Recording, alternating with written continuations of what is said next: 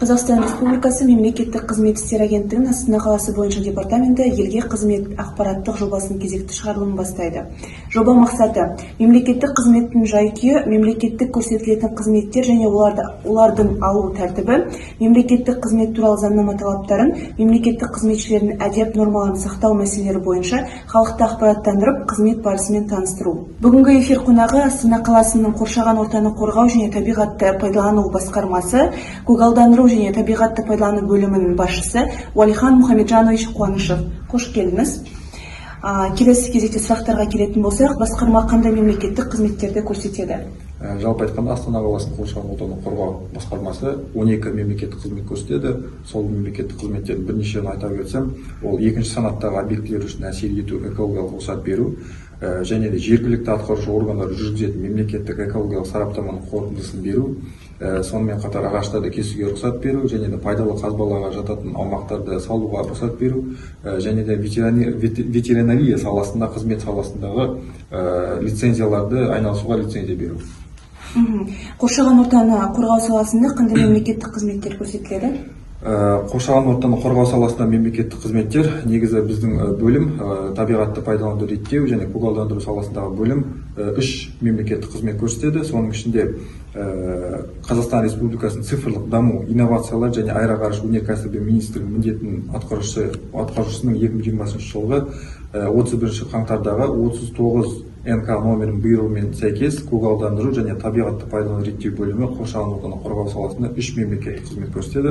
Қазіргі уақытта барлық мемлекеттік қызметтер автоматтандырылған және e-лиценз веб-порталы арқылы көрсетіледі. Қазақстан Республикасының экологиялық кодексіне сәйкес қоршаған ортаны қорғау саласында келесі мемлекеттік қызметтерді атап өткім келеді. Олар біріншісі, екінші санаттағы объектілер үшін әсер ету, экологиялық рұқсат беру. 2021 жылғы 9 тамыздағы номер 319 экологиялық рұқсаттарды беру, қоршаған ортаға әсер ету туралы декларацияны ұсыну қағидаларына, сондай-ақ қоршаған ортаға әсер етуге рұқсат беру нысандарына және оларды толтыру тәртібіне сәйкес ұсынылған материалды қарау мерзімі өтініш тіркелген күннен бастап 30 күннен бастап баспайды. Қазақстан Республикасының экологиялық кодексінің 122 бабына сәйкес қоршаған ортаны әсер етуге рұқсат алу үшін келесідей құжаттар қажет. Жоспарланған қызметке қатысты бірінші немесе екінші санаттағы объектілерді салуға және пайдалануға жобалау құжаттамасы, қоршаған ортаға әсерді бағалау нәтижелері бойынша қорытынды немесе қоршаған ортаға әсерді міндетті сараптама жүргізу қажеттілігін жоқтығы туралы қорытындыны қамтитын жоспарланатын қызметтің әсерінің скринингтік тексеру нәтижелері бойынша қорытынды, қоршаған ортаға әсерін міндетті бағалауға жатпайтын қызметтің түрлері бойынша оңайтылған тәртіппен экологиялық бағалау материалдары, және де шығарындылар нормативтердің жобалары, қалдықтарды басқару бағдарламасының жобасы, өндірістік экологиялық бақылау бағдарламасының жобасы, қоршаған ортаға әсер ету жөніндегі рұқсаттың әрекеті ету мерзіміне қоршаған ортаны қорғау жөніндегі іс-шаралар жоспарының жобасы, сондай-ақ күкіртті ашық күйдегі күкірт алаңдарына орналастыру нормативтердің жобалары. Ол жаңағы көмірсутектерді барлау және өндіру жұмыстары кезінде ғана ұсынылатын құжат болып есептеледі. Келесі мемлекеттік қызметке келетін болсақ, жергілікті атқарушы органдардың жүргізетін мемлекеттік экологиялық сараптаманың қорытындысын беру.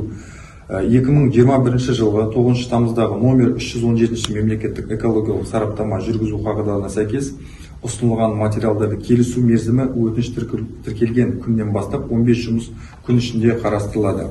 Оларды қарау үшін келесідей материалдар қажет. Жоғарыда айтылған қағидалардың екінші қосымшасына сәйкес нысан бойынша қызмет алушының электрондық цифрлық қолының қойылған үшінші санат объектілеріне мемлекеттік экологиялық сараптама жүргізуге электрондық түрдегі өтініш, электрондық құжат түрінде жобалау құжаттамасы.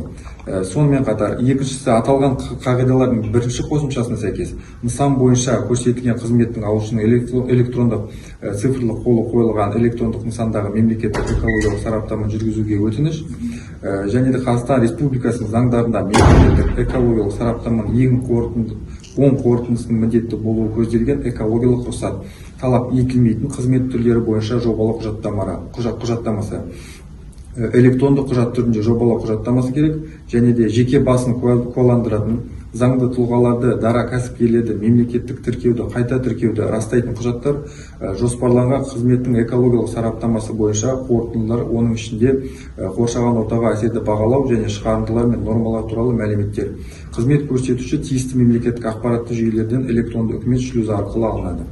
Сонымен қатар келесі көп қолданылатын мемлекеттік қызметтің түрі ол ағаштарды кесуге рұқсат беру. Біздің басқарма, Астана қаласының қоршаған ортаны қорғау басқармасы қала аумағында табиғат пайдалануды реттеу саласындағы және жасыл желектерді күтіп ұстау және қорғау жөніндегі үйлестіру және ұйымдастыру функцияларын жүзеге асыратын уәкілетті орган болып табылады. Мысалға, құрылыс кезінде ағаштарды кесу үшін жобалық мекеме жасыл желектерді тексеру актісіне өтініш береді. Өтініш белгіленген тәртіппен, әдетте e-өтініш электрондық порталы арқылы немесе уәкілетті органға жеке қабылдау арқылы өткізіледі. Уәкілетті орган өтініш келіп түскеннен соң 30 күн ішінде шығып зерттеу, ағаштардың жағдайын және оларды кесу қажеттілігін бағалау үшін учаскені тексеріс жүргізу жұмыстарын жасайды. Жасыл желектерді тексеру актісін алғаннан кейін ағаштарды кесуге өтініш беріледі. Ағаштарды кесуге рұқсат алу үшін мемлекеттік мекемеге электрондық портал арқылы, лицензированный портал арқылы өтініш беруші жүгінеді. Осыған байланысты ағаштарды кесуге рұқсат алу үшін электрондық үкіметті лицензиялау порталы арқылы тізімге сәйкес құжаттар пакетін қоса тіркеп өтініш беру қажет. Көрсетілген қызметті алушының біріншіден электрондық цифрлық қол қойылған электрондық құжат нысанының өтініш беруі керек. Жер учаскесіне құқығын беретін құжаттың электрондық көшірмесі қажет болады. Кешенді ведомстводан тыс сараптаманың қорытындысы, мемлекеттік экологиялық сараптаманың қорытындысы қажет болады.